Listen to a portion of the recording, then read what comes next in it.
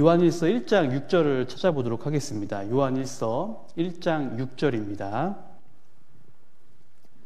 요한일서 1장 6절 찾으셨으면 함께 읽어보도록 하겠습니다. 하나님께로서 보내심을 받은 사람이 났으니 이름은 요한이라. 오늘 우리가 함께 공부할 공과 제목은 세례 요한의 외침에 대해서 우리가 함께 배워보고자 합니다. 이 세례 요한은요, 아비야 반열의 제사장 사가랴와 그리고 아론의 자손인 그의 아내 엘리사벳 사이에서 기적적으로 태어난 사람입니다. 이 천사 가브리엘이요, 이 요한의 탄생을 또한 미리 알려줬습니다. 또한 그의 이름도 미리 알려주는데요. 이 세례 요한은 예수님보다도 6개월 전에 먼저 태어난 그런 사람이었습니다. 그는 모태에서부터 성령이 충만했던 그런 인물이었습니다. 그래서 엘리야의 심령과 능력으로 주의 길을 예비했던 사람입니다. 또한 그는요, 약대 털옷을 입고 그리고 메뚜기 그리고 석청을 먹으면서 금육 그리고 절제된 생활을 하면서 살았던 그런 인물입니다. 그리고 그의 마지막은 참으로 비참한 모습으로 죽음을 맞이하게 됩니다. 세례 요한의 양력에 대해서 잠깐 살펴보았습니다. 그러면 왜 세례 요한이 나타나야만 했을까요? 그 이유가 분명히 있을 텐데요. 한번 생각을 해보도록 하겠습니다. 예수님께서 이 땅에 바로 오셔도 되는데 왜 그 전에 앞서서 세례 요한이 먼저 이 땅에 태어나야만 했을까? 이 유대인들은요, 우상 숭배하는 범죄를 범하였습니다. 그로 인해서 북이스라엘은 이제 멸망을 당했죠. 그리고 남유다는 이제 포로로 잡혀가는 그런 일이 있었습니다. 그리고 포로로 갔다가요, 그 포로의 생활을 마치고 다시 예루살렘으로 돌아오게 됩니다. 그리고 나서 이제 성전을 재건하게 되는데요. 성전을 재건한 후에 그들은 우상 숭배를 하지 않고 성전에서 열심히 이제 하나님께 제사를 드리는 그런 삶을 살았습니다. 그런데 이 구약의 마지막 선지자였던 말라기 선지자 시대 때요, 이스라엘 백성들의 마음이 완전히 하나님을 떠나게 되었습니다. 그래서 그들은 어떠한 하나님께 드리는 예배 의식은 가지고 있었지만 그 마음에서는 이제 하나님과 점차 멀어지는 그런 삶을 살았습니다. 눈먼 희생, 더러운 떡, 그리고 병든 것, 이런 하나님의 책망을 듣고도 전혀 그들의 마음에는 개의치 않는 그런 마음을 가지고 있었어요. 그래서 하나님께서는요, 이 끝까지 돌이키지 않는 이스라엘 백성들에게 무려 400년간이나 선지자를 보내지 않습니다. 그 결과 유대인들은요, 이 말씀이 중간에 단절되는 그런 경험을 하게 됩니다. 그리고 긴 시간을 하나님의 어떠한 계시가 없이 보내게 되는 겁니다. 이스라엘 백성은요, 곧 임하실 그리스도를 맞이할 준비가 전혀 되어 있지 않았어요. 그래서 이 세례 요한은 형식적이고 위선적인 이런 이스라엘의 죄를 지적하고 회개를 촉구함으로써 유대인들이 진정으로 그리스도를 맞이할 수 있는 준비를 할 수 있도록 도와준 그 인물이 세례 요한입니다. 이 세례 요한이 나타나기 전에 그리스도께서 나타나시는 것은 마치 준비되지 않은 땅에 씨를 뿌리는 것과 같다라고 할 수 있습니다. 그래서 이 이스라엘 백성들의 그 마음을 준비하기 위해서 세례 요한을 먼저 보내게 되었습니다. 이 세례 요한은요, 그의 탄생 그리고 그의 삶은요, 굉장히 특별한 그런 삶이었습니다. 첫 번째로 그는요, 먼저 예언된 사람이었습니다. 그는 구약의 예언대로 태어나게 됐는데요. 마태복음 3장을 찾아보도록 하겠습니다. 마태복음 3장 3절입니다. 마태복음 3장 3절에 제가 읽도록 하겠습니다. 저는 선지자 이사야로 말씀하신 자라. 예, 보면 선지자 이사야로 말씀하신 자라. 예, 구약에 이미 이 세례 요한이 태어날 것이다라는 예언이 기록되어 있습니다. 이 두 번째로요, 세례 요한은 소리로 왔다고 되어 있어요. 소리가 우리 그 들리는 소리 있지 않습니까? 네, 그 소리로 왔는데요. 제가 3장 3절을 마저 읽어보면요. 광야에서 외치는 자의 소리가 있어 가로되 너희는 주의 길을 예비하라. 그의 첩경을 평탄케 하라 하였느니라. 네, 소리는 일시적인 겁니다. 영원히 남는 게 아니에요. 들린 이후에 사라져버리는 것이 뭐냐? 소리입니다. 이 소리는요, 이 세례 요한에 대해서 참 잘 표현한 단어라는 생각을 해보게 됩니다. 소리는 금방 사라지게 됩니다. 하지만 이 말씀은요, 영원히 남잖아요. 세례 요한은 예수님을 증거하고 사라져 버렸습니다.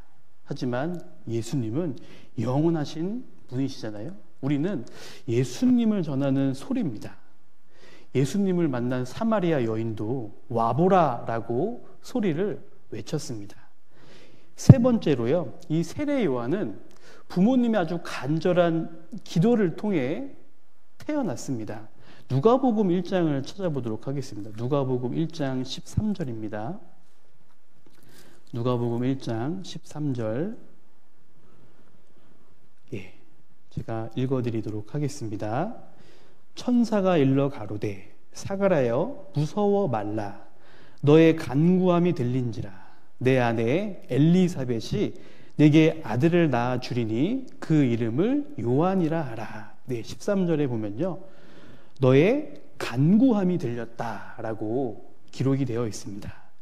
이 그의 부모들은요, 이 세례 요한을 얻기 위해서 간절하게 하나님께 기도를 드렸습니다. 그리고 네 번째, 이 세례 요한은요, 아주 기적적인 탄생을 하게 됩니다. 누가복음 1장 18절에서 20절을 읽어드리면요, 사가랴가 천사에게 이르되 내가 이것을 어떻게 알리오? 내가 늙고 아내도 나이 많으니이다. 천사가 대답하여 가로되 나는 하나님 앞에 섰는 가브리엘이야. 이 좋은 소식을 전하여 내게 말하라고 보내심을 입었노라. 보라, 이 일에 되는 날까지 내가 벙어리가 되어 능히 말을 못하리니 이는 내 말을 내가 믿지 아니함이오니와 때가 이르면 내 말이 이루리라 하더라. 네, 이 세례 요한인 실은요, 이 부모님의 나이가 굉장히 많았습니다. 여기 보면 내가 늙고 아내도 나이 많으니이다 라고 했잖아요. 네, 이 부모가 모두 나이가 많아서 아이를 갖지 못할 정도였습니다. 그런데 기적적으로 이 세례 요한이 잉태가 되었습니다. 또한 이 탄생 사실이요, 천사에 의해서 이제 고지가 되었는데요, 이것을 믿지 못한 이 아버지 사가랴가 벙어리가 되었다가 요한이 출생한 이후에 입이 열리게 되었습니다. 그러니까 굉장히 아주 신비로운 그런 경험이 있었죠. 그리고 다섯 번째로요, 그 이름이 미리 정해져 있었어요. 누가복음 1장 13절에 제가 읽어드리면요, 천사가 일러 가로되 사가랴여 무서워 말라. 너의 간구함이 들린지라. 내 아내 엘리사벳이 내게 아들을 낳아 주리니 그 이름을 요한이라 하라. 네, 이 이름이 요한이라고 정해져 있었어요. 이 요한이라는 뜻이 뭐냐면 여호와께서 사랑하시는 자, 또는요, 여호와는 은혜로우시도다라는 그런 뜻을 이 요한이라는 이름이 가지고 있었습니다. 그러니까 그는 이미 이름까지 가진 상태로 태어났다고 할 수 있습니다. 그리고 여섯 번째로요, 이 세례 요한은 태어나서 자신이 해야 될 그의 사명이 미리 정해져 있었어요.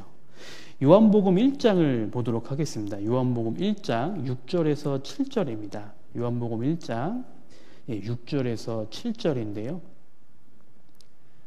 제가 읽어드리겠습니다.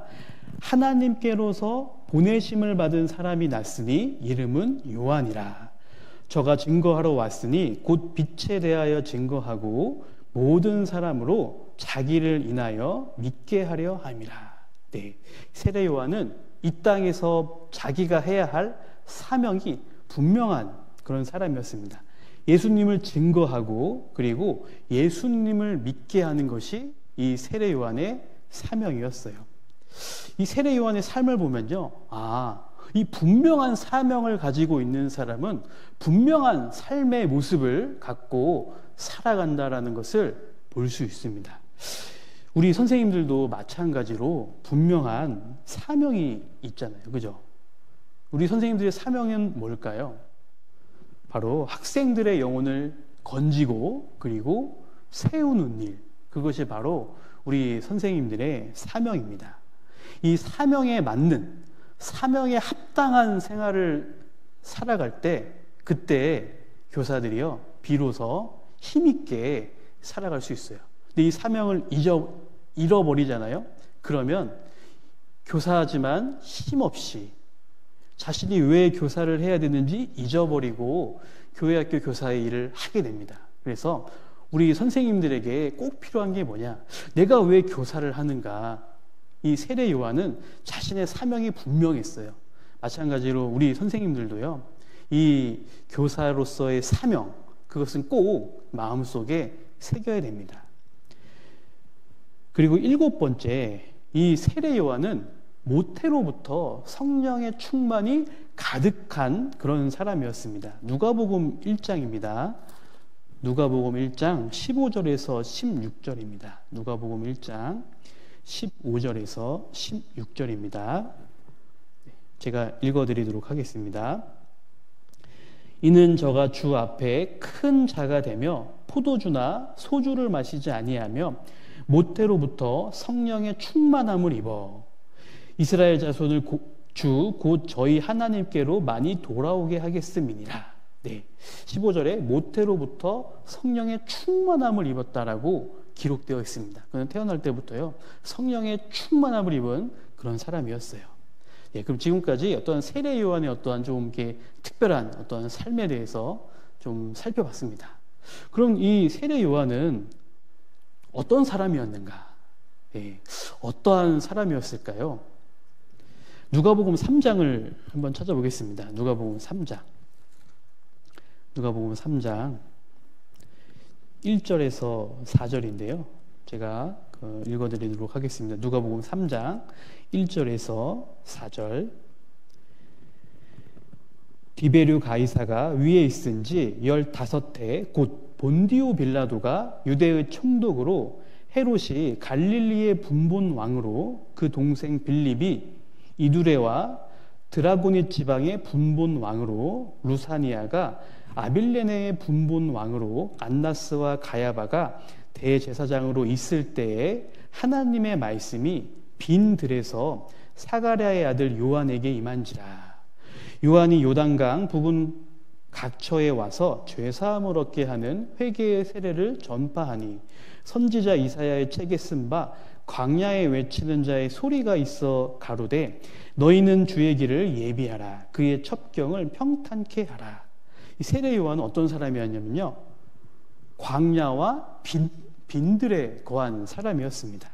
이 하나님의 말씀이 신기하게요 유명한 사람, 당시 어떤 권력을 잡은 사람, 여기 그들에 대한 설명이 쭉 나와 있거든요. 근데 그들에게 임하는 것이 아니었어요.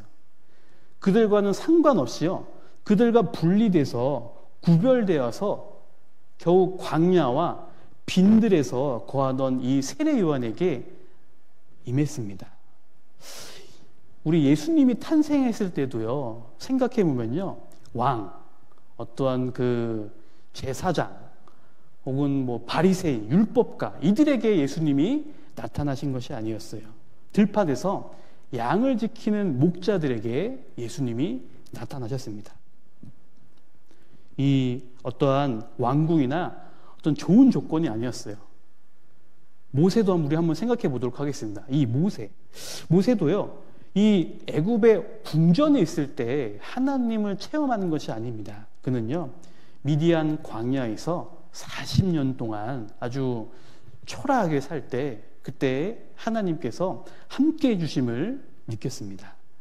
또한요 바울도요 감옥에서 하나님이 함께 해주시는 또 하나님의 말씀을 그때 듣게 됩니다. 그래서 옥중서신을 기록을 하게 되지 않습니까?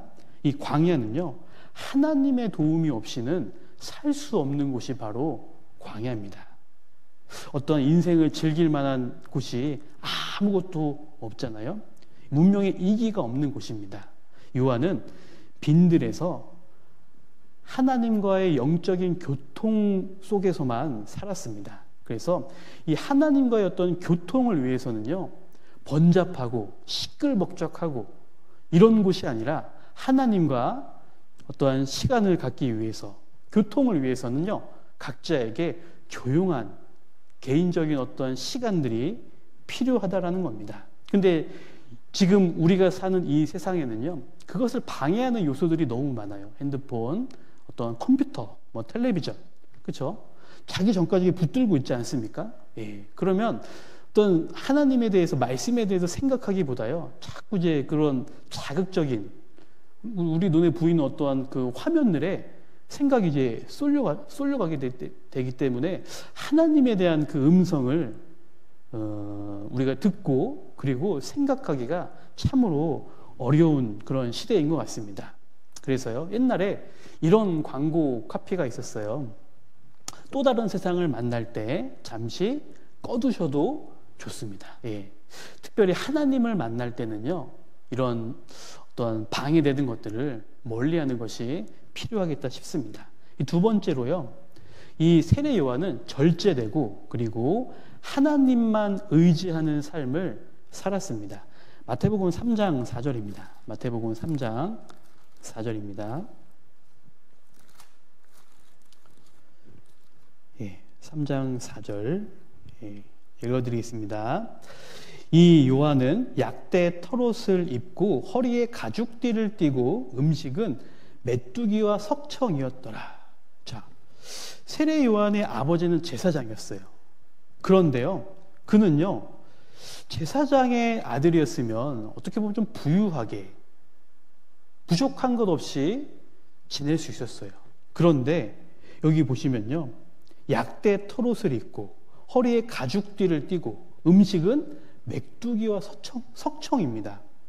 약대 털옷, 약대가 낙타거든요. 여러분 생각해 보세요. 낙타의 털이 얼마나 되겠습니까? 근데 그 낙타로 털옷을 해 입었다라는 것은요, 그만큼 이렇게 뭔가 되게 굉장히 좀 이렇게 옷이지만 허접한 그런 느낌을 갖습니다. 그리고 음식은요, 메뚜기와 석청이에요. 이때 당시에 메뚜기는 그 당시에 하층, 천민들이 그런 먹는 음식이었습니다. 그리고 석청은 어때요? 야생 벌꿀, 이런 나무 수액이잖아요. 그러니까 이런 자연 환경 가운데서 이 세례 요한은 오로지 하나님이 아니면 이것들을 먹을 수 있는 환경이 아니었어요. 그렇기 때문에 그는 이러한 그 하나님만 의지하는 삶을 살아가게 됩니다. 여러분, 우리 손에요, 가진 것이 많잖아요. 그럼 어떻게 됩니까? 하나님을 놓아버리게 돼요.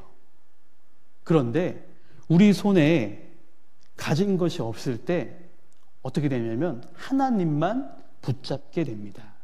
그래서 그는 하나님만 의지하는 사람이었기 때문에 하나님 앞에 회개의 어떤 그 사람들에게 회개의 메시지를 담대하게 전파할 수 있었습니다.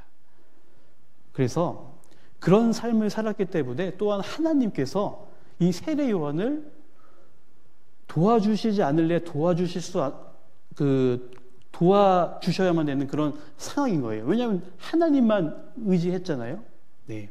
그리고 세 번째, 세례 요한은요, 아주 겸손의 사람이었습니다. 누가복음 3장 16절에 보시면요, 누가복음 3장 16절입니다. 예, 제가 읽어드리겠습니다. 요한이 모든 사람에게 대답하여 가로되 나는 물로 너희에게 세례를 주거니와 나보다 능력이 많으신 이가 오시나니 나는 그 신들매를 풀기도 감당치 못하겠노라. 그는 성령과 불로 너희에게 세례를 주실 것이요. 자, 신들매, 이것은요, 신발의 끈을 뜻합니다. 세례 요한은 자신이요, 이 예수님의 신발끈을 풀기도 감당치 못할 자라고 이야기하고 있습니다. 우리 잘 아는 것처럼 이스라엘은 어때요? 먼지가 아주 많은 그런 지역이잖아요. 당시 사회에서요, 신발끈을 이렇게 풀어주는 것은 가장 이 노예 중에서도 낮은 노예의 어떠한 그 의무였습니다. 그래서 예수님에 비하면 자신은 이 예수님의 신발끈도 풀 수 없는 아주 그런 낮은 존재다라고 고백한 사람이 바로 세례 요한입니다. 여러분, 우리가 예수님이라고 자주 이야기를 하는데 정말 그 예수님을 얼만큼 우리가 생각하고 얼마나 높은 분이라고 우리가 생각하고 대하고 있습니까? 나의 삶 중에서. 예수님은 정말요, 전지전능하신 하나님의 아들이잖아요. 근데 우리는 그분을 어떨 때는요, 어떠한 나의 상전보다도 더 못하게 여기고 대하지는 않는가, 한번 그런 생각을 또 해보게 됩니다. 요한복음 3장 30절도 찾아보겠습니다. 요한복음 3장 30절입니다. 요한복음 3장 30절.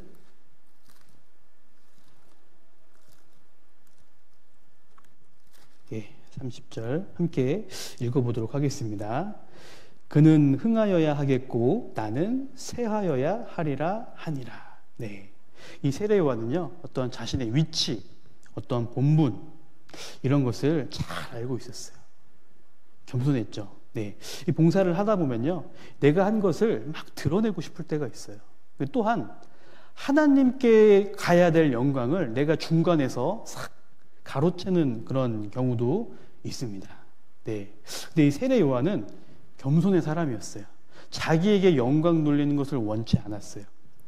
그는 오직요, 많은 사람이 예수님을 아는 것, 그리고 예수님이 널리 퍼지기를 바랬던 사람이 바로 세례 요한이었습니다.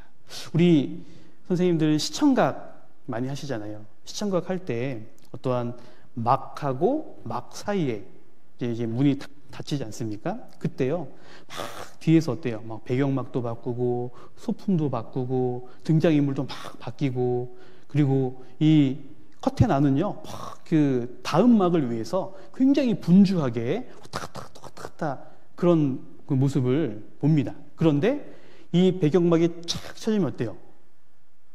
배경막이 탁 쳐지면요, 탁 새로운 인물이 탁 등장을 하지 않습니까? 그것을 위해서 다른 사람들이 막 이렇게 노력을 하다가 탁 그 막이 탁 펼쳐졌을 때는 오로지 그 주인공만 탁 그 다음 막에 탁 나오게 되는 것처럼요, 어떻게 보면 이 세례 요한은 예수님 오실 때까지요, 예수님이 등장하실 때까지 계속 준비를 하다가요, 예수님이 이제 탁 활동을 하실 때 아주 정말 소리도 없이 조용하게 퇴장하는 사람이 바로 세례 요한이라고 할 수 있습니다. 네 번째로 이 세례 요한은요, 굉장히 담대한 사람이었어요. 누가복음 3장을 찾아보겠습니다. 누가복음 3장 19절에서 20절입니다. 누가복음 3장 19절에서 20절. 예, 제가 읽어드리도록 하겠습니다. 분본왕 헤롯은 그 동생의 아내 헤로디아의 일과 또 그의 행한 모든 악한 일을 인하여 요한에게 책망을 받고 이 위에 한 가지 악을 더하여 요한을 옥에 가두니라. 네, 이 세례 요한은요, 어떤 잘못한 것에 대해서 숨기지 않고 아주 그냥 바로 직설적으로 이야기를 했던 성격인 것 같습니다. 여기 보면 이 분본왕 헤롯이요, 세례 요한에게 뭐라고 돼 있어요? 책망을 받았다고 했잖아요. 예. 감히 그 왕에게, 자신이 다스리고 있는 그 분본 왕에게요, 어떠한 바로 책망을 하기란 굉장히 쉽지 않잖아요. 그런데 이 세례 요한은 책망을 했어요. 그는요, 사람을 두려워했던 사람이 아니었습니다. 그는 오로지 하나님만 두려워했던 그런 사람이었습니다. 마태복음 3장도 보도록 하겠습니다. 마태복음 3장 7절입니다. 네, 마태복음 3장 7절. 여기서도 세례 요한의 어떤 그 바리새인과 사두개인을 지적하는 그 말이 나오는데요, 제가 읽어드리겠습니다. 요한이 많은 바리새인과 사두개인이 세례 베푸는 데 오는 것을 보고 이르되 독사의 자식들아. 예. 그들의 그 무리들에게요, 이 바리새인하고 사두개인들에게요, 거침없이 독사의 자식들아라고 이야기를 합니다. 네. 이 모습을 보면 이 세례 요한이 참 담대한 사람이었구나, 사람을 정말 두려워하지 않았구나라는 것을 알 수 있어요. 다섯 번째로 이 세례 요한은요, 구약 선지자들 중에서 예수님을 가장 가까이에서, 가장 아주 보면서 예수님을 증거했잖아요. 그러니까 가장 근거리에서 예수님을 증거한 선지자였습니다. 마태복음 11장을 보도록 하겠습니다. 마태복음 11장 13절입니다. 네. 마태복음 11장 13절 제가 읽어드리겠습니다.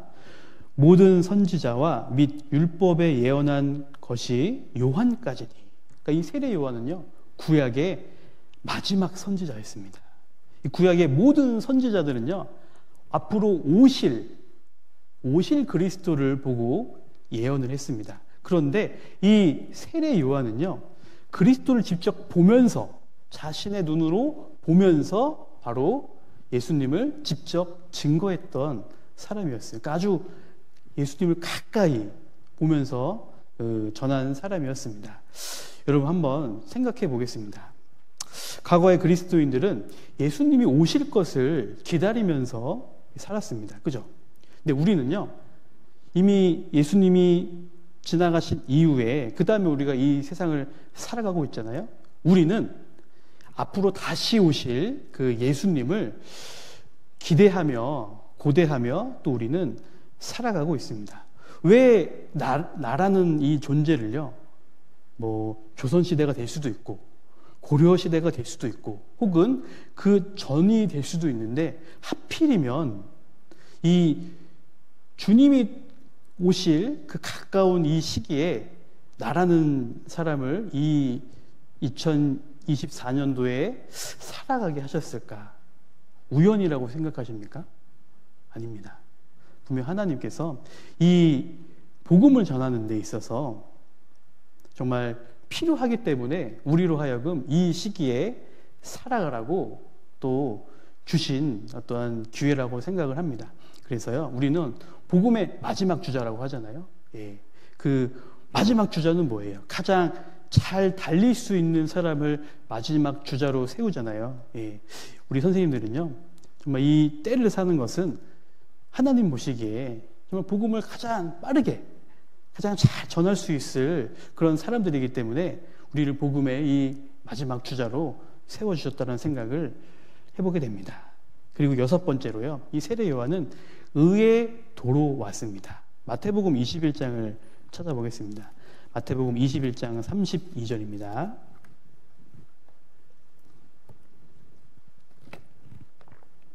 네, 마태복음 21장 32절 읽어보도록 하겠습니다.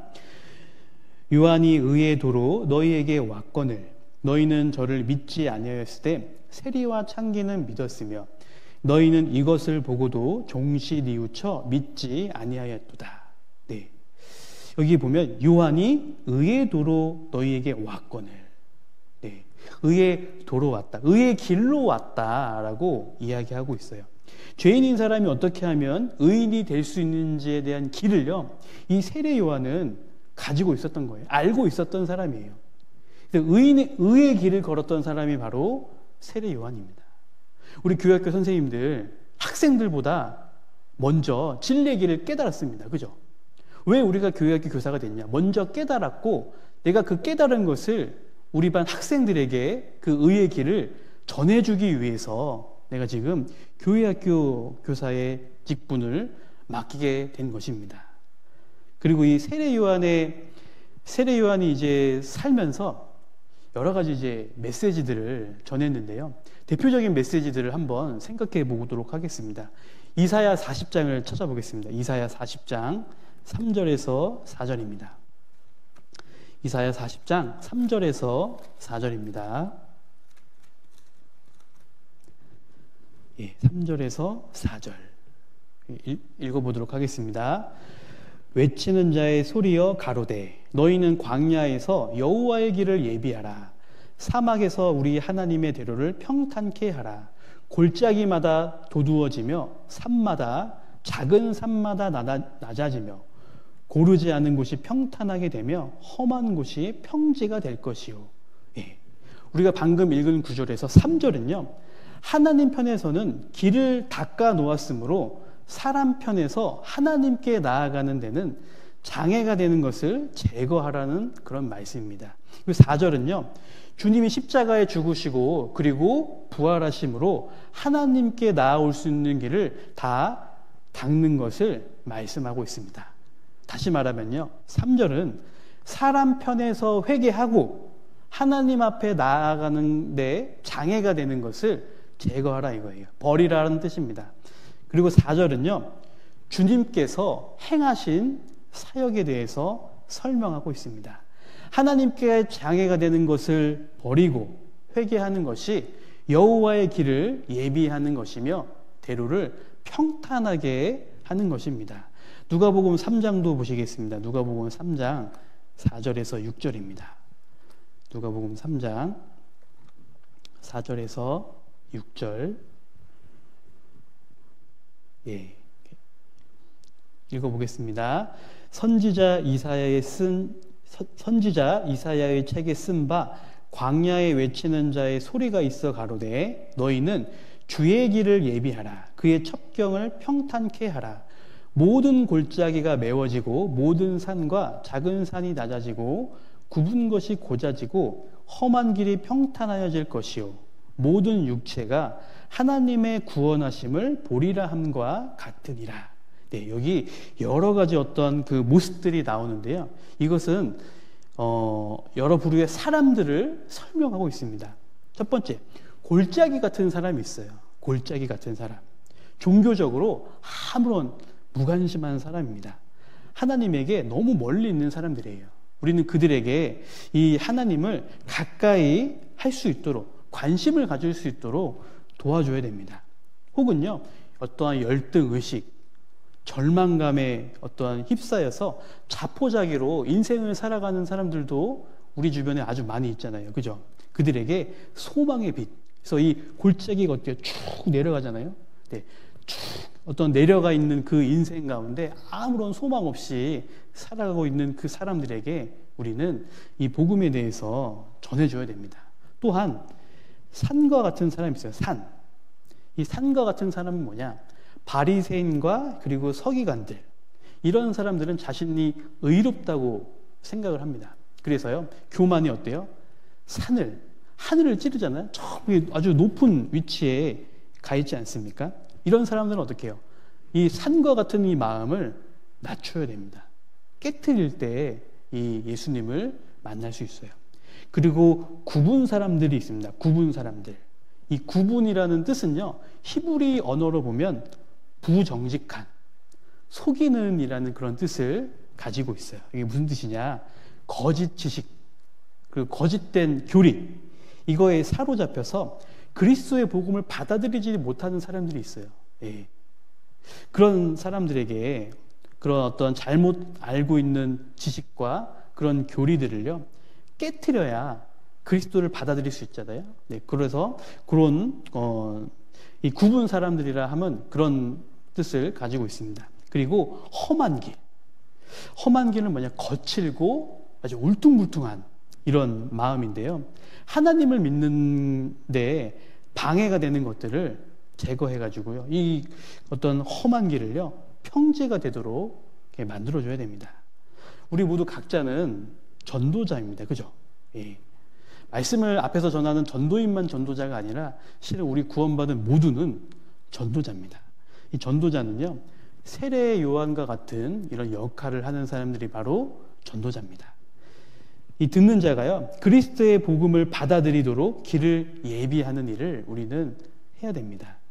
듣는 자가 그리스도를 믿게 하기 위해 이 밭을 간다고 하냐, 우리 쉽게 말하면 밭갈이라고 합니다. 이 밭 가는 작업을 충분히 해야 돼요.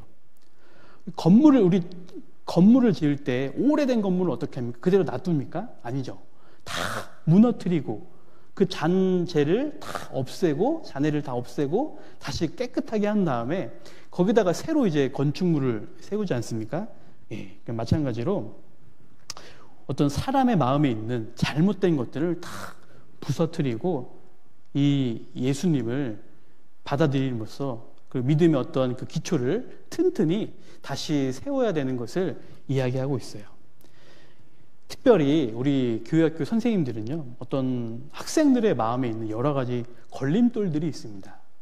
그 걸림돌들을 누가 제거해 줄 수 있을까요? 선생님들이 해주셔야 됩니다.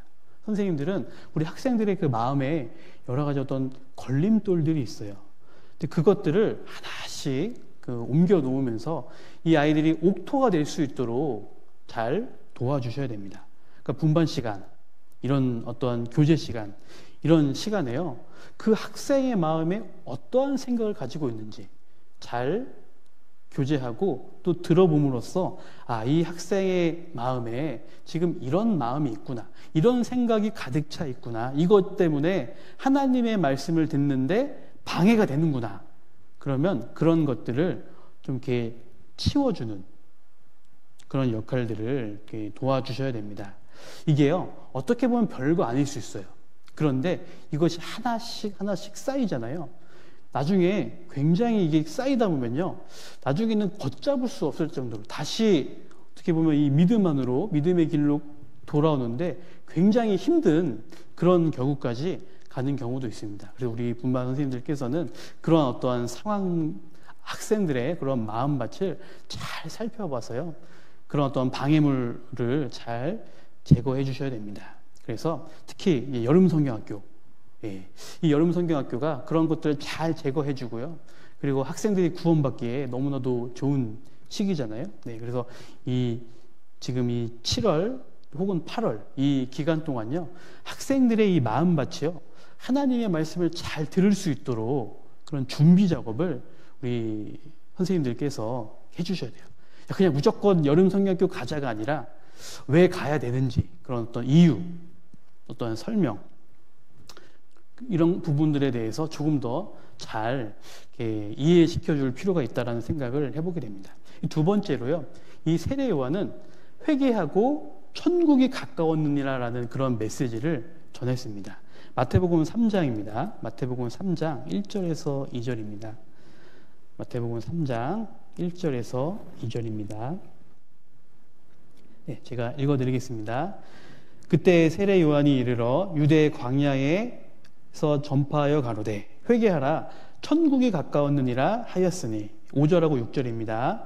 이때 예루살렘과 온 유대와 요단강 사방에서 다 그에게 나아와 자기들의 죄를 자복하고 요단강에서 그에게 세례를 받더니, 그리스도를 받아들이기 위해서는 먼저 자신의 죄, 그리고 어떤 죄인인 저주의 운명을 발견하고 하나님께로 이제 돌이키는 그런 작업이 필요합니다. 그게 바로 회개입니다. 회개 없이는 복음을 받아들일 수가 없어요. 그래서 회개를 위해서는 반드시 죄가 드러나야 됩니다. 심판받을 운명에 있음을 알아야 돼요. 세례 요한은 이 자기에게 나오는 그 사람들에게 죄를 드러내고 그리고 삶과 행동으로 지은 죄들을 드러냈습니다. 그들이 심판의 운명에 있음을 이 세례 요한은 외쳤어요. 그 세례 요한의 증거를 듣고요, 요한의 제자들뿐만 아니라 많은 사람들이 예수님을 따라가게 됩니다. 요한복음 1장입니다. 요한복음 1장 35절에서 37절입니다. 요한복음 1장 35절에서 37절 읽어드리겠습니다. 또 이튿날 요한이 자기 제자 중 두 사람과 함께 섰다가 예수의 다니심을 보고 말하되 보라 하나님의 어린 양이로다. 두 제자가 그의 말을 듣고 예수를 쫓거늘. 37절에 보면요, 두 제자가요 그의 말, 세례 요한의 말을 듣고 예수님을 쫓았다고 되어 있습니다. 이 요한의 증거를 들은 모든 사람들은요, 당장은 아닐지라도 예수님을 그리스도로 바로 받아들이지 않았을지라도요, 후에 많은 사람들이요 이 예수님에 대해서 믿게 하는 아주 중요한 역할을 한 사람이 바로 세례 요한입니다. 요한복음 10장 넘어 보겠습니다. 10장 40절에서 42절입니다. 40절에서 42절 읽어드리겠습니다. 다시 요단강 저편 요한이 처음으로 세례 주던 곳에 가사 거기 거하시니 많은 사람이 왔다가 말하되 요한은 아무 표적도 행치 아니하였으나 요한이 이 사람을 가리켜 말한 것은 다 참이라 하더라. 그리하여 거기서 많은 사람이 예수를 믿으니라. 많은 사람이 예수를 믿었다라고 되어 있습니다. 세례 요한의 외침으로 많은 사람들이 믿게 되는 그런 결과를 얻게 되었어요.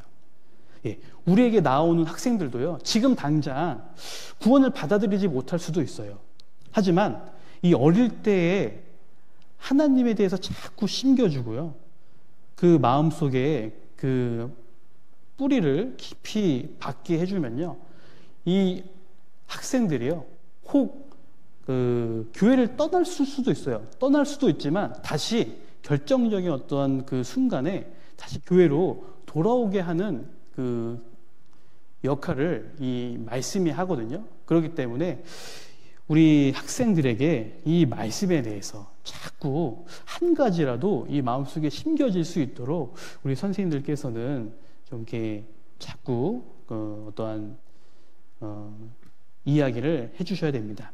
그리고 세 번째로 세례 요한은 인생의 연약함, 그리고 하나님 말씀의 영원성에 대해서 메시지를 전했습니다. 이사야 40장입니다. 이사야 40장 6절에서 8절입니다. 이사야 40장 6절에서 8절. 제가 읽어드리도록 하겠습니다. 말하는 자의 소리여 가로되 외치라. 대답하되 내가 무엇이라 외치리이까. 가로되 모든 육체는 풀이요 그 모든 아름다움은 들의 꽃 같으니 풀은 마르고 꽃은 시들면 여호와의 기운이 그 위에 불미라. 이 백성은 실로 풀이로다. 풀은 마르고 꽃은 시드나 우리 하나님의 말씀은 영영이 서리라 하라. 풀, 꽃 어때요? 잠시 폈다가 금방 사라집니다. 이 봄의 꽃내음도요, 금방 사라져요. 하지만 하나님의 말씀은 영원히 존재합니다. 지속되잖아요. 그리고 네 번째로요, 여호와의 영광이 나타나고 모든 육체가 그것을 보리라는 메시지를 전했습니다. 이 9절 말씀에 이사야 40장 9절에 아름다운 소식을 시온에 전하는 자여 너는 높은 산에 오르라. 아름다운 소식을 예루살렘에 전하는 자여 너는 힘써 소리를 높이라. 두려워 말고 소리를 높여 유다의 성읍들에 이르기를 너희 하나님을 보라 하라. 하나님을 보라 하라. 육체가 그것을 보리라 하고 외쳤습니다. 다섯 번째로요, 예수님의 초림 그리고 예수님의 재림에 대해서 이 세례 요한이 메시지를 전했습니다. 40장 10절에서 11절을 보면요, 40장 10절에서 11절 보라 주 여호와께서 장차 강한 자로 임하실 것이요 친히 그 팔로 다스리실 것이라. 보라 상급이 그에게 있고 보응이 그 앞에 있으며 그는 목자같이 양 무리를 먹이시며 어린 양을 그 팔로 모아 품에 안으시며 젖먹이는 암컷들은 온순히 인도하시리로다. 초림하신 예수님은요, 목자로 오셨습니다. 그래서 양 무리를 먹이셨어요. 그래서 어린 양을 그 팔로 모아 품에 안으셨습니다. 젖먹이는 암컷들을요, 온순히 인도해 주셨어요. 그런데 재림하시는 예수님은요, 구속받은 사람에게 상급을 주시며 또한 원수에게는 보응하시러 이 땅에 오십니다. 그러니까 이 세례 요한은 예수님의 초림과 재림에 대해서 명확하게 이야기했습니다. 요한복음 1장을 찾아보겠습니다. 요한복음 1장 6절입니다. 요한복음 1장 6절입니다.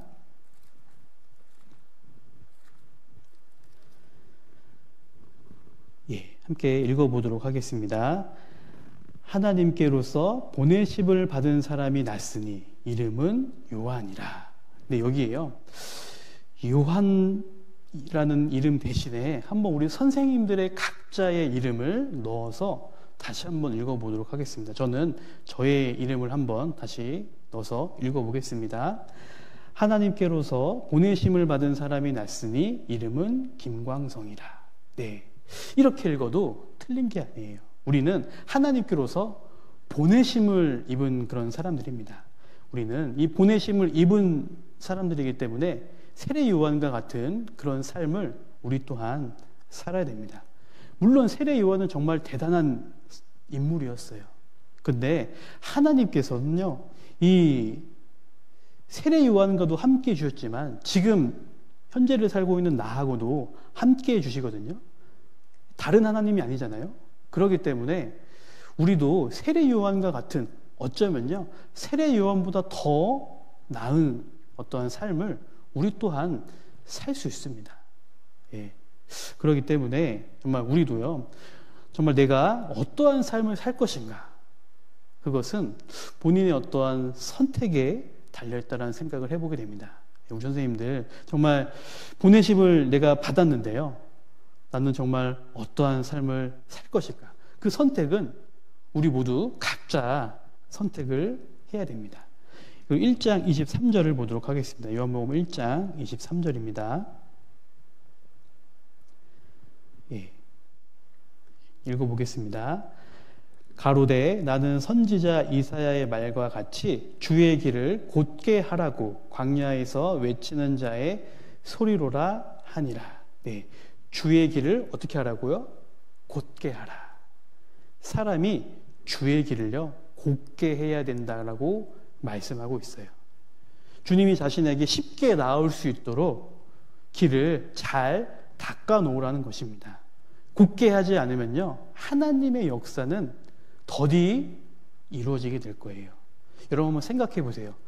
하나님이 만든 피조물인 우리가요, 하나님의 역사를 내가 제한할 수 있다. 굉장한 일 아닙니까?